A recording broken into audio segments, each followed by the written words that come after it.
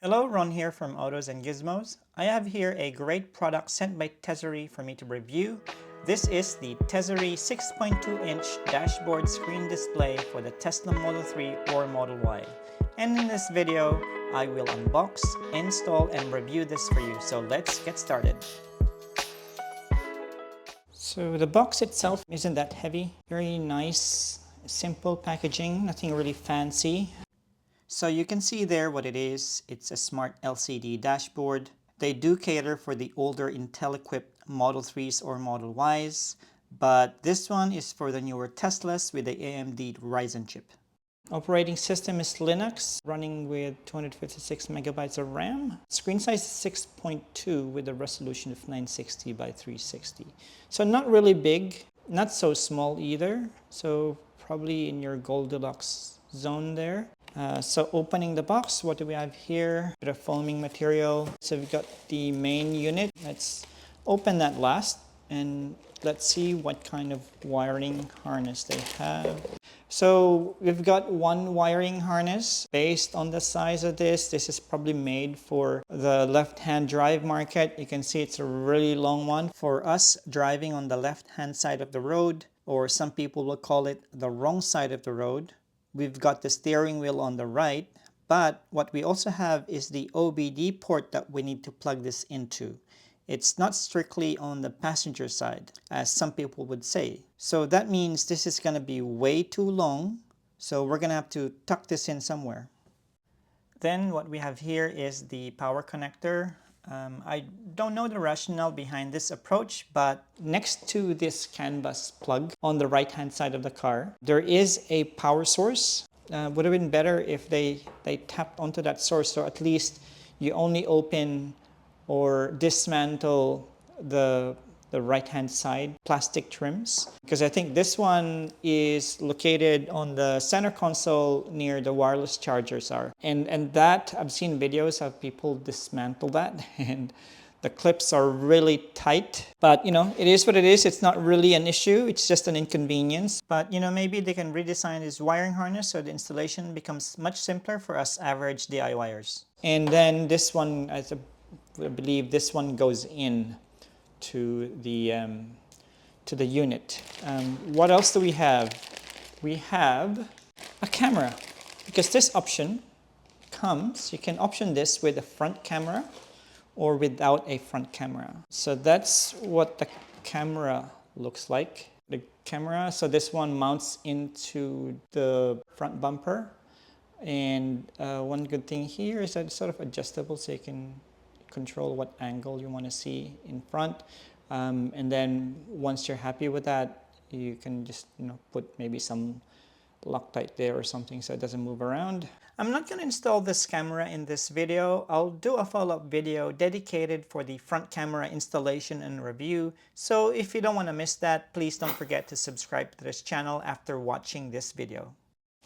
And lastly, this is the main star of the show. This is your 6.2-inch display. You can see there's some like speakers there. So I think one's a speaker probably, and another one's a microphone. And that's where your connector plugs in. But yeah, that's where it plugs in. This one, where does it plug in? It doesn't really say anything. What does it say? It's in Chinese.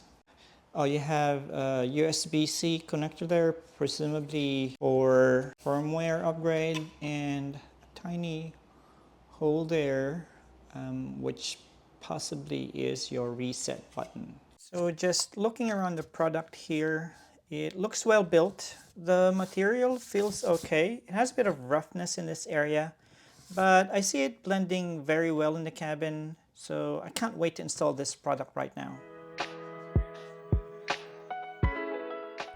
So the tools you need for this installation are a decent screwdriver set. Mine's a really inexpensive one, but it does the job. So if you plan on doing more DIYs on your Tesla in the future, might as well get a tool set now. But for this particular DIY, we only need this T20 Torx bit. It's a staple bit for DIYs around the Teslas. Next, you also need some good quality plastic pry tools, preferably one with a really thin tip like this. If you have one of these small pry tools, that will be handy as well. You will also need a masking tape, a fabric tape, and a microfiber towel. A good pair of gloves to protect your hand from sharp plastic edges. And lastly, but only as optional, a pair of bent nose pliers or small pliers and a pick tool to help retrieve metal clips that get stuck in the mounting slots. Before we begin with the installation, let me just quickly go through the wire management for the installation. If you have the right-hand drive models, then all the wires will terminate within the driver side of the cabin. So the first one is on the right-hand side. You'll get the OBD port will connect this, and then that wire will then route underneath the driver footwell, and then it'll emerge from that side onto the steering column, and then it'll then again go underneath the driver side footwell, and then it'll emerge near where the charging port are to get the power. Now, if you're on the left-hand drive model, these two, of course, will also terminate still here on the steering wheel column. That one will still terminate near the charging port area.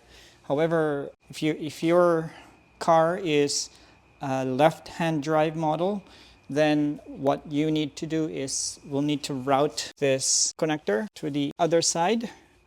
That's why this is a bit longer. So that will need to be routed onto the other side of the cabin. So that's the only difference. I'll go ahead and start the installation. We'll have to dismantle. So this is the right-hand drive model. So everything would be on the driver's side of the car. As I said, three things we need to dismantle: the door seal, the plastic trim, and the weather shield. We'll also need to remove this shroud here, and also we need to remove this trim so we can get access to the power underneath this wireless charging area. So let's get started. No particular order. I'll probably start with the hardest. This is the hardest one to remove. There's a series of clips here, like 5. I think the last one would be up to here. I'll show you later, but if you're doing this for the first time, this is going to be tough. I've done this once, and I think some of the clips remained within the metal frame. So I need to find a way to retrieve it. So the clips here are facing this way, so you need to pull it this way. But then after you remove the clips on the sides, on both sides here, the clips on this area are pointing down, so you need to lift it up. So we'll start with this. So the first thing you need to do is adjust the steering wheel so that it's fully down. All the way down, and it's all the way out. Then likewise for the seats, push it all the way back. And then recline the back seat all the way so you can access that trim right over there. You can get behind it, underneath it, and then pull it out. So that's the prep, and then we'll get started. If you're doing this for the first time, it'll be tough to get underneath here, so probably better to use a plastic pry tool. There's the first clip, I think it's somewhere towards the end here. So you just need to put your finger underneath, and then there it is. So there's one clip here at the very end, and then just gently, you can feel where the clips are. It would be probably difficult for, probably better to open that, and then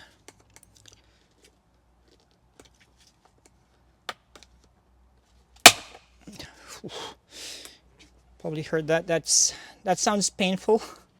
Okay, so I hope that's a better camera angle. So now we've removed disconnected the two clips from the back. We're on the third clip, and you can see it's right here on the edge of the frame, and so that was easy. Let's see whether this is going to be easy or not.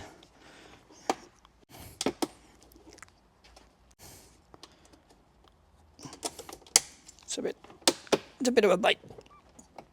So that's, there it is. So you can see that gold brass clip there is left stuck. And we've got, I think this is the last one. There it is.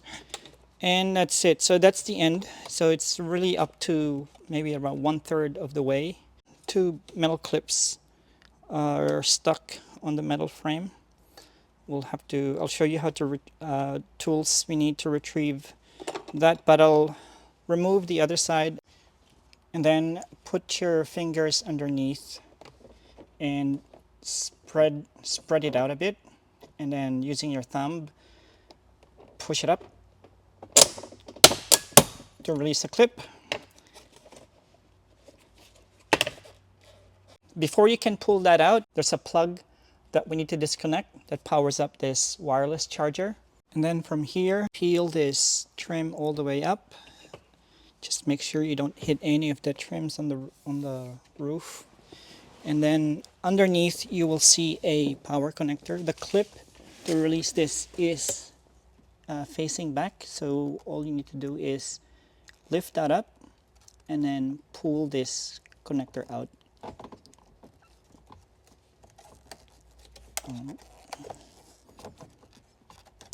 There it is. So the clip mechanism is like this. So you pull that down and then you pull it towards you to release. So from here you should be able to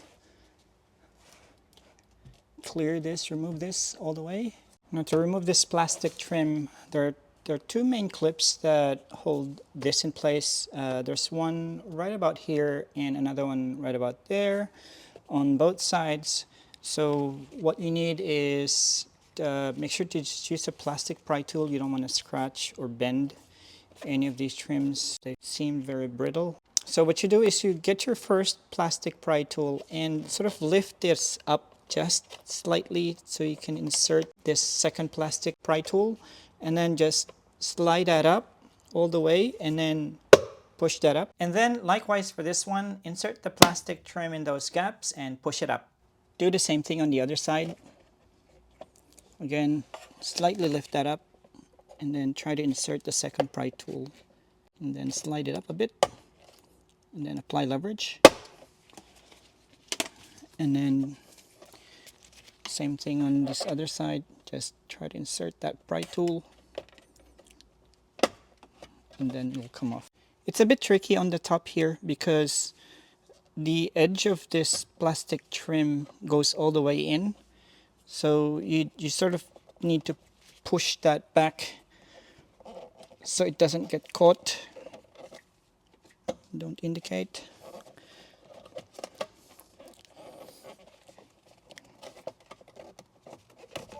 Oops.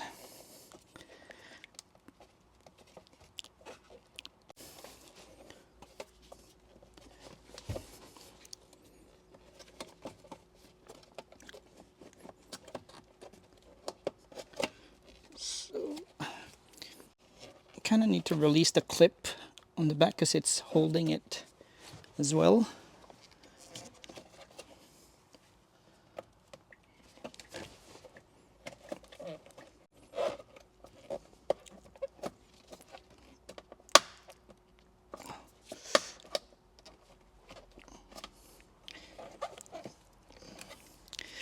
Just need to be careful. You don't want to break any of the clips. There it is. So that's sort of those 2 clips here, sort of preventing it from moving back because of this. It's sort of tucked in all the way and there's like a screw there. So just be careful because you don't want to end up breaking this clip. But if you do, it's not the end of the world because you no longer need this. Next, just lift that out. Make sure to spread the bottom section a bit. And then from here, you should, there's like 6 clips, 4 you see in front here. And then there are 2 on the side. So first release the 2 on the side by lifting that slightly over. And then from here, you need to press press these clips and push it out. Might have a hard time doing so. If you do, maybe just use a small pliers and just help you sort of push that out.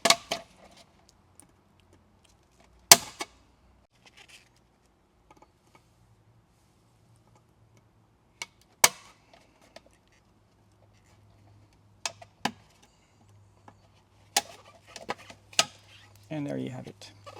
So here is just a side-by-side comparison of the two Shroud. This is the existing Tesla one, and this is the new one. So you can see there are clips at the bottom there, a series of locating pins, and then the first big clip, another locating pin, and the clip right on top. Next, we'll need to remove the plastic trim on the driver footwell. What you need here is a T20 Torx screwdriver.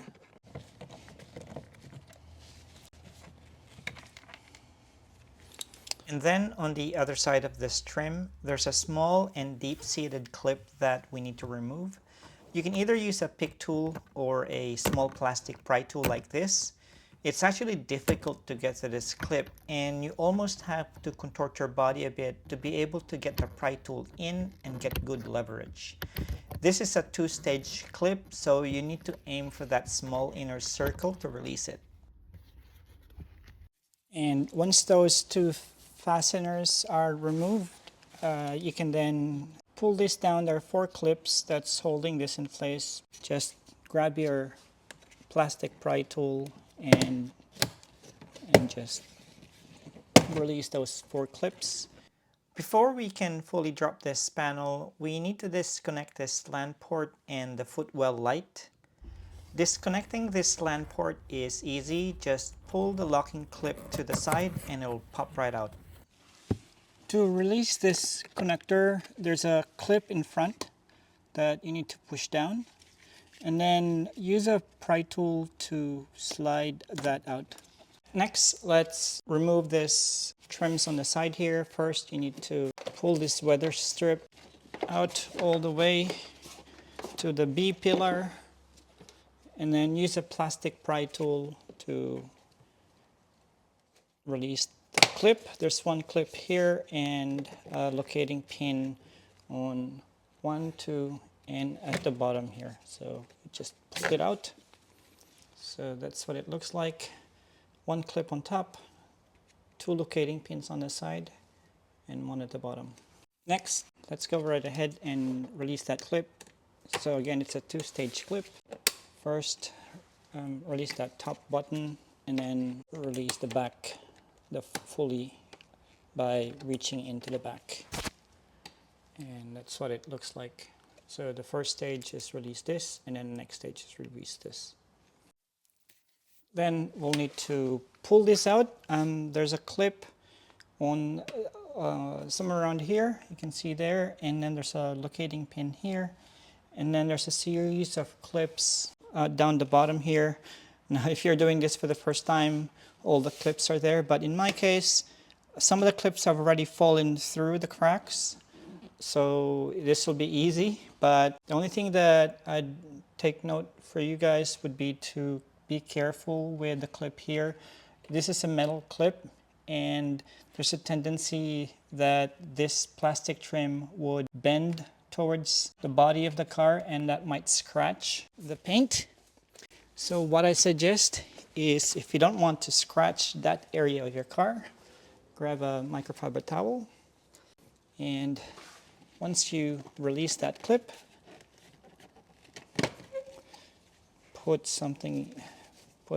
put a cloth there, and then start from here, release the clips. So there should be another one here, and another one here, but for me it's all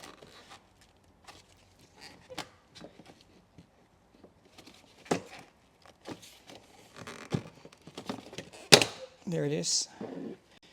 So that's the metal clip. I need to push it back. And then for my case, you can see I'm missing that plastic clip and that plastic clip, two plastic clips here, they've sort of fallen in through the cracks there. The next step would be to release this two-stage clip again. Again, same thing.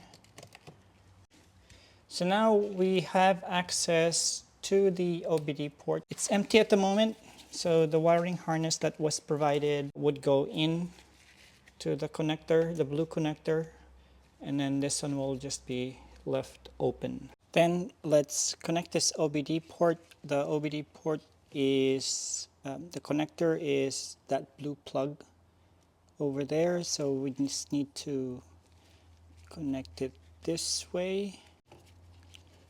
So that's nice and easy.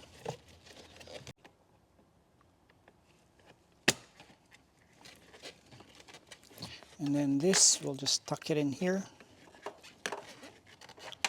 Might be a good idea to clip this or tie this somewhere so it doesn't rattle.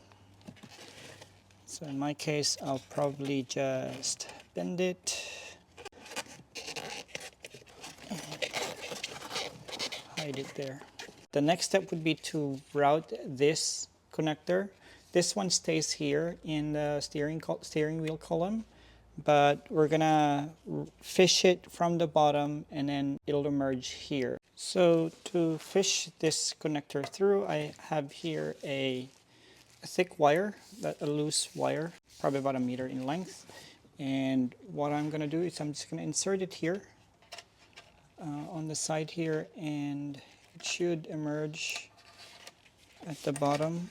Not there, it should emerge on the other side, right here. So let's just insert it through to the other side. So that's where we want the wire to be. Next, use a masking tape to connect the two ends together. There's ample space from the footwell through the steering wheel column, so you don't need to use a lot of tape here. Then let's just pull it right up. Just give it a bit of encouragement. And then we'll just get rid of this tape.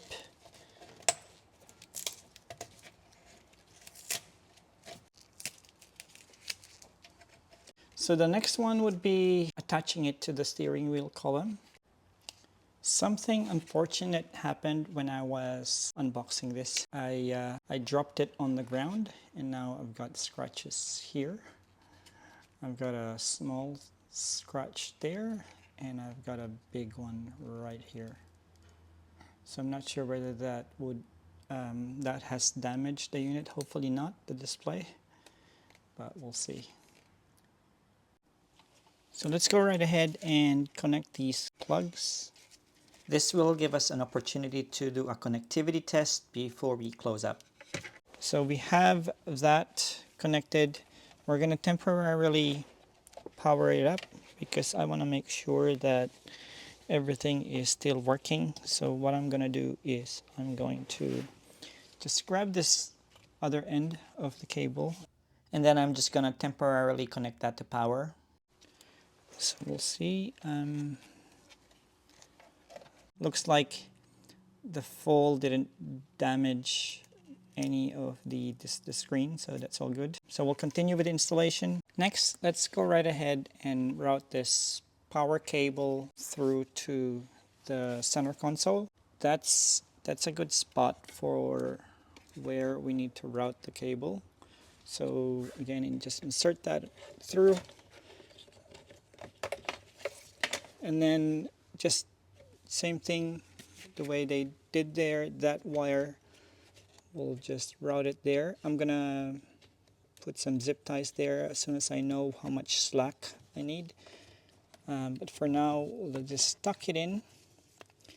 And this one goes underneath this sort of vent here. So that's all the wire that we need to route.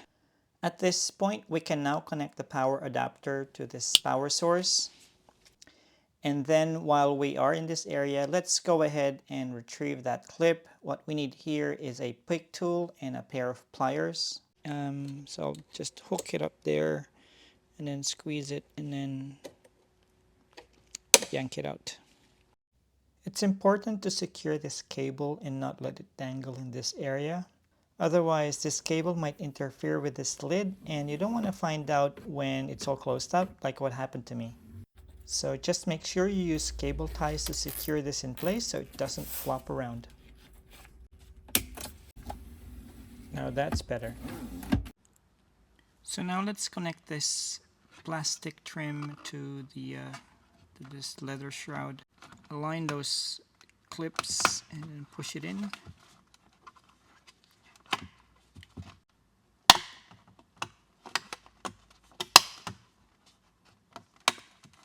And then finally attach the hook on the end, both ends. And then make sure the cable isn't tangled from the inside. Just have a look.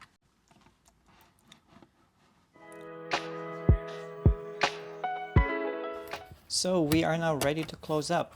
To get started, make sure this part of the shroud is tucked inside the plastic trim. Then check to make sure that all clips on both sides are all lined up. Then the first thing you want to do is to push this top piece in. Once that's in, all the clips should still line up, so it's just a matter of pushing them in to lock it in place. Start from the back clips and then work your way to the front. I find that grabbing it this way using your thumb provides maximum leverage. These clips are really tight, so you really need to give it some beans. Let's put this clip back in.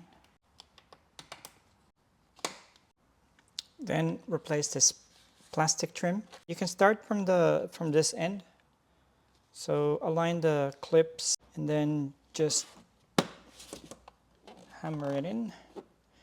In my case, I have very little clip that's left. Then when you reach this point, make sure when you align this clip here that you push this portion here. If you don't, the plastic trim, the corner of the plastic trim will catch the plastic trim on the dashboard. So you just need to squeeze it so that you can push this in.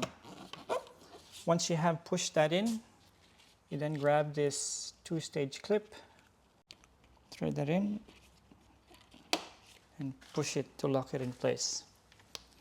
So we can now attach this side plastic trim. So again, tab there, align it, push it down, and then push it to the side, and then lock it in place. And then start reattaching the weather strip.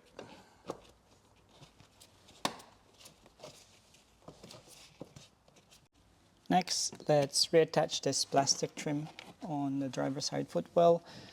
First, let's connect this LAN port. So to do that, just slide that in. And then let's connect the light cable. Here, I'm just securing the wire running across the footwell against the plastic bar using a cable tie. Just a few things to pay attention to when putting this cover back. First, make sure this clip lines up here. Then the wire for this footwell need to sit behind the vent here. And then lastly, make sure these 4 clips line up in front.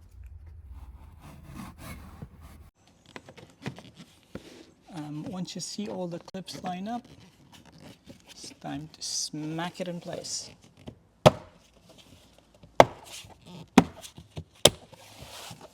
Then reattach the screw and the clip to secure this plastic trim in place. We are finally at the home stretch. I can see the finish line here. So grab the center console trim and slide that in place, being careful not to hit the roof. Then grab the power connector and push it into the plug located in the back of the center console trim. And make sure it's firmly connected as you push it in.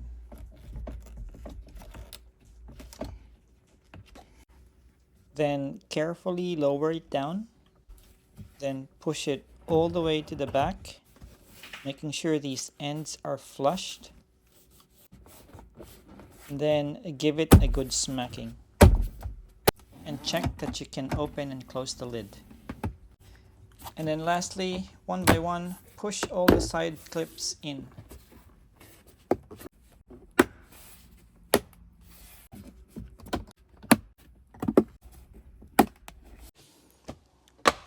And that's it.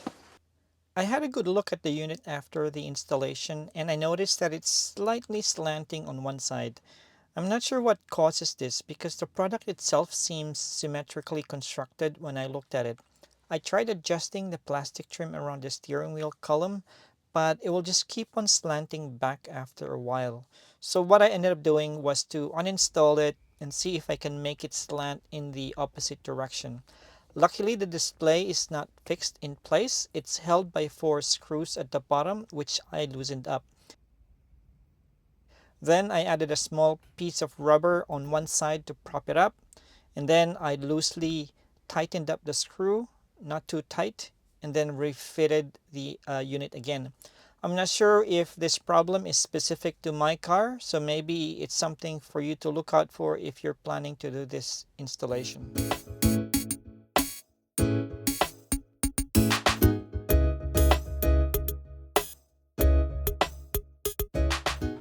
Okay, it's now time to do the tissue of truth. I've got tissues set up all around and I have the aircon set up the same way I had it during the original baseline test, and here are the results. The videos on the top row have the vents pointed up and center, while the bottom rows had the vents pointed front and center. And as you can see here, it's pretty obvious. The key takeaway is that even though this is a small screen, it'll still block the airflow through the steering wheel. And here it is, the Tesery 6.2 inch smart LCD dashboard fully installed on my 2022 Tesla Model Y. If you notice there, the boot up sequence started as soon as I opened the door, and it was so quick, it was ready by the time I sat down in the chair. It's now time to take this for a spin. I want to explore its features, learn how to configure the system and how to use CarPlay. Is this the screen that Tesla should have added in the new Model 3 Highland instead of adding a rear entertainment screen? Let's go find out. So this is the main UI of the system, but before we do a deep dive on its features, first let me show you how to interact with the system. There are 3 gesture controls available in the screen. When you swipe from the left, it'll show these 5 virtual buttons, so you have quick access to these actions. I actually don't see any use for these functions because they are accessible directly from the Tesla screen or the scroll wheel function button. Right now, this is not configurable either, so you can't really change any of these, but it'll be useful if you can actually. And if you notice, this view shows a red car, but the main screen shows white, and I have a blue car, so it's Technicolor really. So there's definitely room for improvement, which hopefully they'll provide via firmware update. The product page indicates it supports OTA update, so hopefully they'll fix this in the near future. This time, the second way is swipe from the top. So this one, I really don't know what that does. It looks like it controls the display brightness, but as you can see here, nothing happens. Nothing changes in terms of brightness. The last gesture control is swipe from the right, which brings up this small pop-up menu on the right, giving you access to 4 other system views. Oh, that went away after a few seconds. I have to be quick here. The first icon is the main UI, which is what we're seeing now. The second icon is the CarPlay icon, so you can switch to CarPlay view and have turn-by-turn navigation in front of you, for example. It's actually refreshing to have turn-by-turn navigation right in front of you rather than looking on the side. The third icon is the front camera icon, so use this icon to switch to the front camera view. I'll cover this in detail in a follow-up video, so make sure to subscribe so you get notified when I upload that video. And lastly, the fourth icon is the system settings view, which allows you to personalize the screen. There are actually a few settings available here to configure, so as a quick reference, I created a mind map of all of them, and I added that to a web article I wrote for this product. You can find the link to the web article in the video description below, so feel free to check that out later.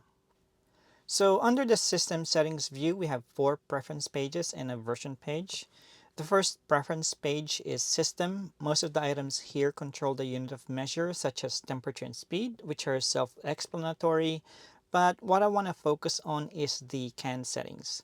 There are 10 CAN settings to choose from, and it might appear nothing changes when you pick a number, but what I noticed is that CAN 2 is the one that works well with this unit, well, at least when using the current Tesla software version, and at the time of this review, we're at 2024.8.9.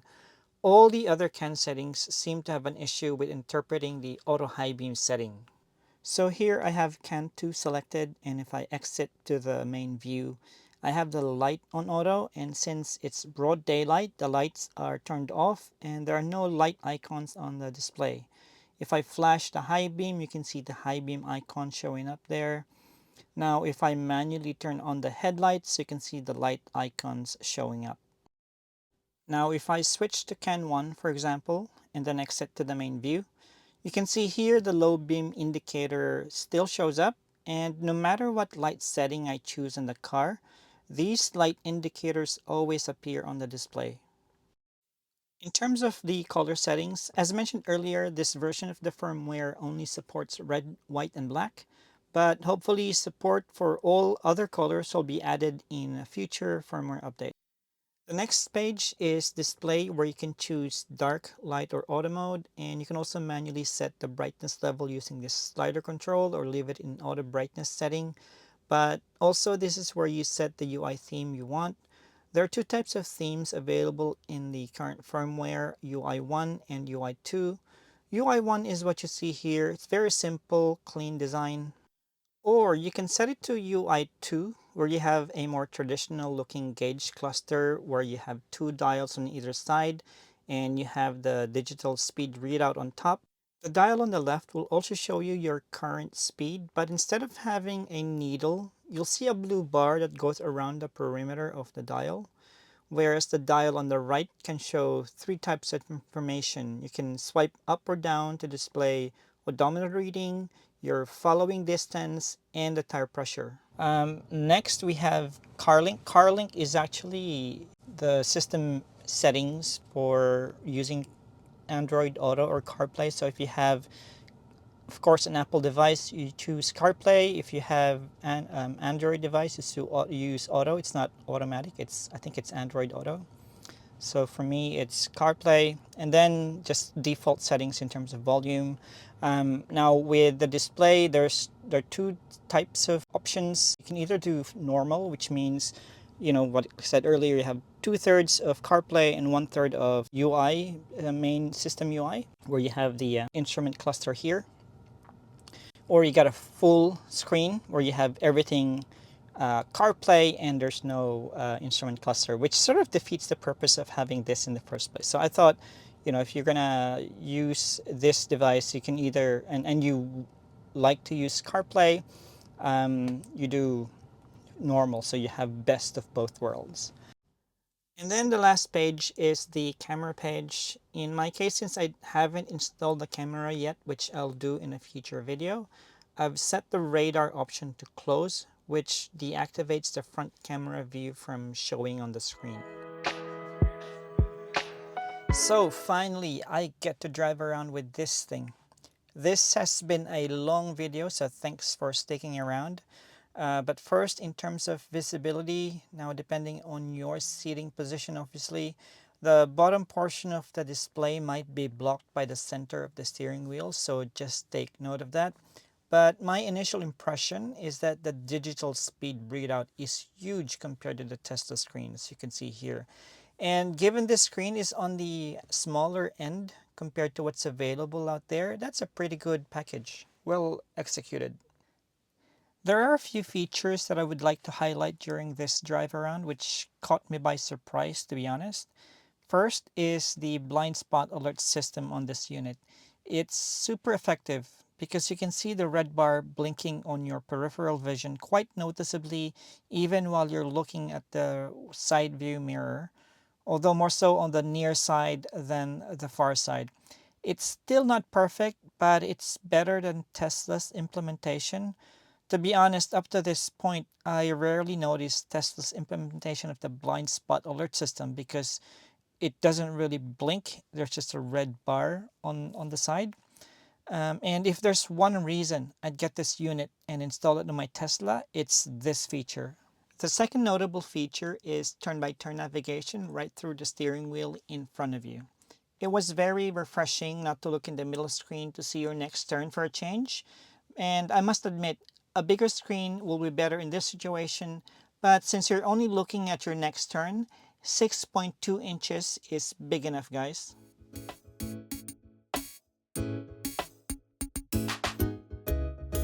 And that's all I have for you in this video. Thanks for watching. If you're interested to install this product for your Tesla, make sure to look up Tesery.com or check my affiliate link down below. And if you have any questions or comments, just pop them in the comment section of this video or write me an email at autos.gizmos@gmail.com. And finally, if you find this video helpful, please don't forget to subscribe to my channel and hit that like button. This will help YouTube improve its algorithm and make this video available to other like-minded individuals, and at the same time, helping me grow this channel. Thanks for watching and see you on the next one.